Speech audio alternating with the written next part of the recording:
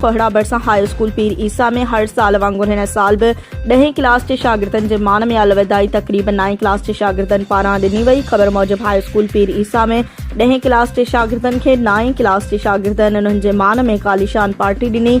9वीं 10वीं क्लास के शागिर्दनि पारां तकरीरूं कयूं वयूं। इन अलविदाई तकरीब में मेहमान ख़ास स्कूल जो अॻूणो coordinator Syed Agha Sajjad Abdul Qayyum Jamro, TO Gambat, PT Alif Gambat, सदर फयाज हुसैन शाह, समाजी अगवान सदर अलदीन शेख, उस्ताद एम रफ़ीक लाखो हुआ। स्कूल के हेडमास्टर मोहम्मद मशक रतड़ आयल मेहमाननि जो शुक्रियो अदा कयो, इन्हनि खे अजरक वढायो। तालीम खाते की तरफा तकरीरी मुकाबलो तालुकी सतह, ज़िले सतह, डिवीज़न सतह ते खटींदड़ सना महतलो क्लास 8 की शागिर्दियाणीअ खे अॻूणे कोऑर्डिनेटर की तरफा मेडल ऐं स्कूल के हेडमास्टर ऐं उस्तादनि तरफा शील्ड ॾिनी वई, जंहिं सना उस्तादनि ऐं ख़ुसूसन हेडमास्टर जो शुक्रियो अदा कयो। आख़िर में क्लास 9 के उस्ताद मियां मासूम अली क्लास 9 के शागिर्दनि सां गॾिजी 10वीं क्लास के शागिर्दनि खे गुलनि जा हार पाराया। तंहिं ते क्लास 10 के शागिर्दनि उस्तादनि ऐं स्कूल के हेडमास्टर जो शुक्रियो अदा पिणु कयो।